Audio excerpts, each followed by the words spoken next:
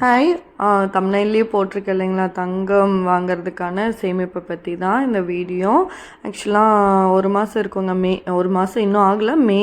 ஸ்டார்டிங்கில் அந்த வீடியோ போட்டிருந்தேன். ஏன்னா மே மாதத்துலேருந்தே அந்த சேமிப்பை வந்து ஆரம்பிச்சிட்டேங்க நான்.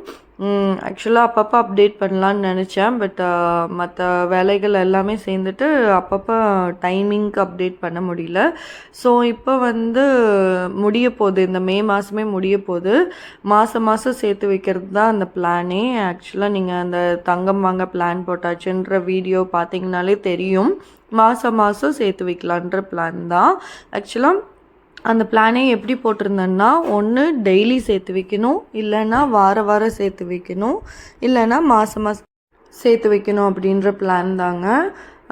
ஆக்சுவலாக அதான் நான் வந்து டைம் கிடைக்கும் போது எல்லாமே எடுத்து வச்சுட்டேன். எனக்கு வாரம் கிடைக்கிற அமௌண்ட் அப்படி இல்லை. நான் எப்போவுமே சேர்த்து வைக்கும்போது நான் சொல்வேன், எல்லா சேவிங்ஸ் வீடியோலையுமே சொல்லுவேன், நான் வந்து சம்பளம் வாங்கலை, வேலைக்கு போகலை, சம்பாதிக்கலை. அதனால் கிடைக்கிற அமௌண்ட்டை கிடைக்கிற நேரத்தில் எடுத்து வச்சு தான் சேமித்து வைப்பேன். எல்லா டைமே அப்படி தான், இன்றைக்கி வரைக்கும் அப்படி தான். பட் இப்போ என்னென்னா, ஒரு சின்ன இன்கம்மாவது பண்ணிகிட்ருக்கேன்.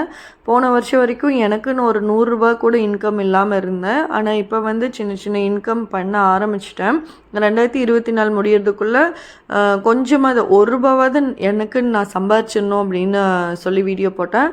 கிட்டத்தட்ட 1200 போன வருஷம் சம்பாதிச்சேங்க. இந்த வருஷமும் ஒரு குறிப்பிட்ட அமௌண்ட் சம்பாதிச்சிருக்கேன். ரொம்ப ஜாஸ்தி இல்லை, ஏன்னா இன்றைக்கி வரைக்குமே வேலைக்கு போகலை.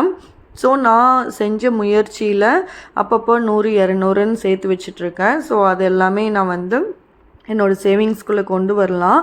ஆனால் நான் எவ்வளோ சேர்த்து வைக்க முயற்சி பண்ணிகிட்ருக்கனோ அவ்வளோ செலவுகளும் எனக்கு அதிகமாயிட்டே வருது.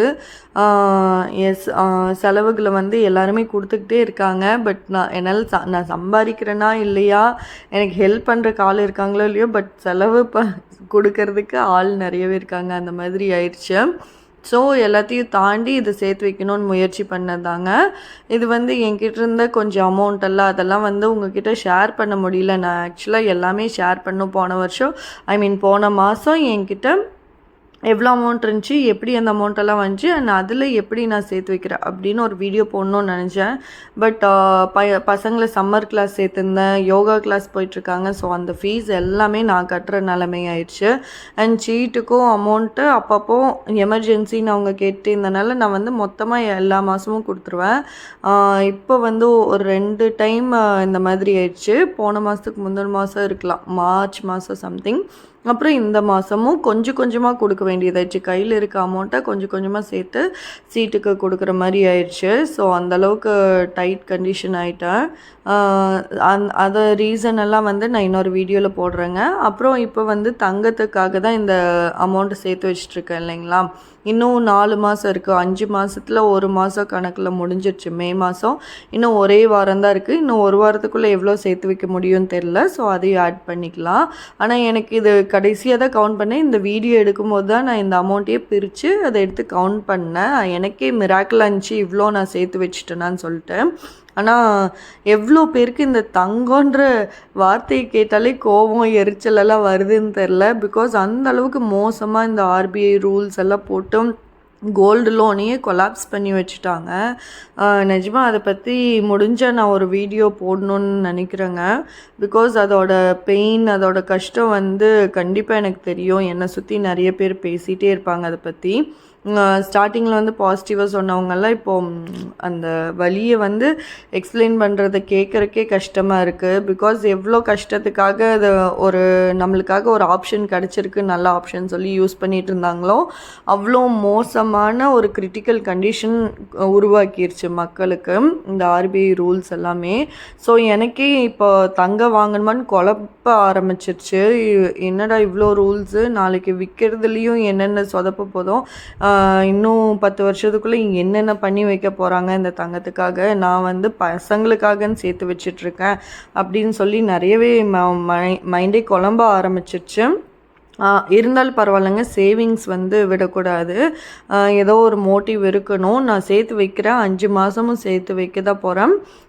ஸோ 5 மாதத்துக்குள்ளே டார்கெட் அச்சீவ் பண்ணணுன்ற ஒரு கோல் மட்டும்தான். அதுக்கப்புறமா தங்கம் வாங்கலாமா இல்லையான்னு கொஞ்சம் எல்லாருக்கிட்டேயும் டிஸ்கஸ் பண்ணி கொஞ்சம் எல்லாமே மைண்டை தெளிவாக்கிட்டு தங்கமே வாங்கிக்கலாமா இல்லை வேறு ஏதாவது பண்ணலாமான்னு சொல்லி நம்ம பிளான் பண்ணிக்கலாம். பட் நீங்கள் வந்து கோல்டு சேவிங்ஸ்னே எடுத்து வைங்க, எடுத்து வைக்கிறவங்க.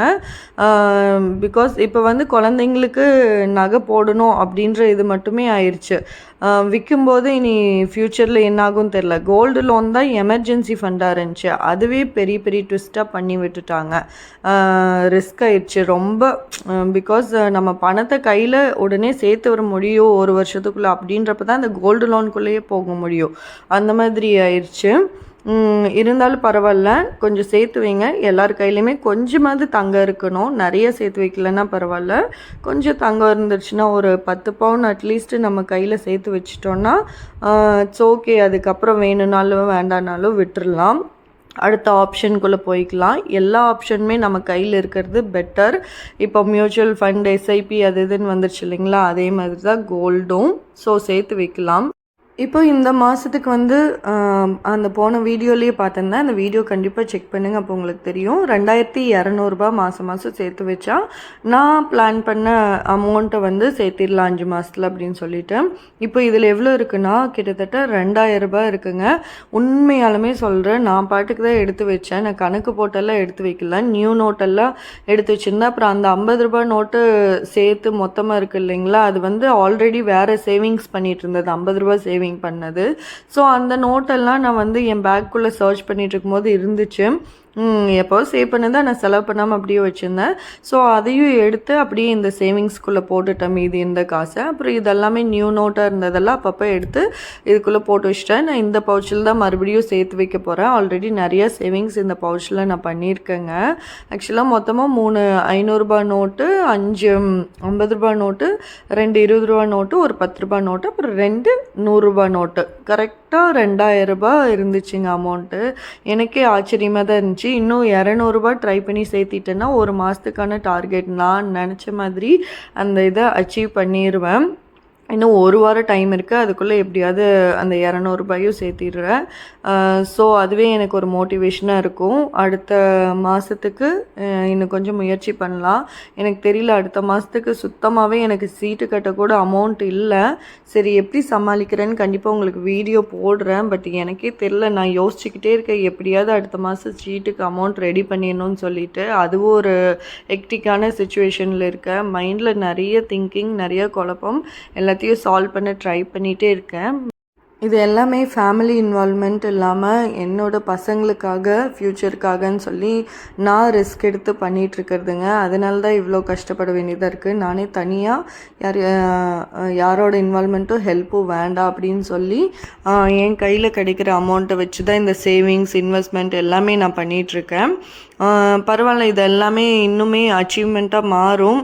நாளைக்கு ஒரு நாள் இதெல்லாமே சக்ஸஸ்ஃபுல்லாக மாற்றி காமிப்பேன் அப்படின்னு நம்புகிறேன். நீங்களும் வீட்டில் இருக்க தனியாக ஹவுஸ் ஒய்ஃபாக இருந்தீங்கன்னா கண்டிப்பாக முயற்சி பண்ணுங்கள். உங்களுக்கு கிடைக்கிற எல்லா அமௌண்ட்டையும் இன்வெஸ்ட்மெண்ட்டாகவும் சேவிங்ஸாகவும் மாற்றுங்க. லைஃப்பில் ஒரு நாள் அந்த ஜெயிச்சு காமிக்கும்போது இருக்கிற சந்தோஷம் வேறு லெவலில் இருக்குங்க. எனக்கு ஃபேமிலி சப்போர்ட் இருக்குது. நான் வந்து ஃபேமிலிக்கிட்ட என்ன டிஸ்கஸ் பண்ணனாலும் சப்போர்ட் கிடைக்கும். பட் அது எனக்கு வேண்டாம் அப்படின்னு சொல்லிட்டு தான் நான் தனியாக பண்ணுறேன். எனக்கு சின்ன வயசுலேருந்தே என்னோடய முயற்சியில் ஏதாவது சாதிக்கணும் அப்படின்றது தாங்க ஆசை. அதனால தான் ஸோ கிடைக்கிற அமௌண்ட் வச்சு இந்தளவுக்கு பண்ணும்போது கண்டிப்பாக நாளைக்கு சம்பாதிக்க ஆரம்பிச்சிட்டேன்னா, எனக்குன்னு ஒரு நேரம் காலம் அமையும் போது சம்பாதிக்க ஆரம்பிச்சிட்டேன்னா இன்னுமே நிறைய பண்ணலாம். நிறைய கஷ்டப்படுறவங்களுக்கு ஹெல்ப் பண்ணணும், அதுவும் என்னோடய ஆசை தாங்க. நானே வச்சுக்கணும் எல்லாமே அப்படின்றது மட்டும் இல்லை, குழந்தைங்களுக்காக கண்டிப்பாக சேவ் பண்ணுறேன். அவங்க என்றைக்குமே நம்ம மூலயமா இந்த உலகத்துக்கு வந்து என்றைக்குமே ரொம்ப கஷ்டத்தை அனுபவிக்கக்கூடாது அப்படின்றது ஒரு கோலுங்க. அதுக்கப்புறம் கஷ்டப்படுற எல்லாருக்குமே கொஞ்சமாவது உதவியாக இருக்கணும் அப்படின்றதுக்காக தான் எல்லா முயற்சியுமே பண்ணிகிட்ருக்கேன். ஸோ நீங்களும் முயற்சி பண்ணுங்கள். முயற்சி பண்ணாமல் வாழ்க்கையில் எதுவுமே சாதிக்க முடியாது. சேர்த்து வைக்க ஃபஸ்ட்டு முயற்சி பண்ணுங்கள். அப்புறம் சம்பாதிக்கிறதுக்கு உங்களுக்கு நேரம் கிடைச்சா கொஞ்சம் முயற்சி பண்ணுங்கள். எல்லாமே முயற்சி பண்ணால் தான் நடக்கும். நானும் உங்களுக்கு தெளிவான நல்ல வீடியோஸ் கொண்டு வர நிறையவே முயற்சி பண்ணுறேங்க. சரி பாய், நெக்ஸ்ட் வீடியோவில் பார்க்கலாம்.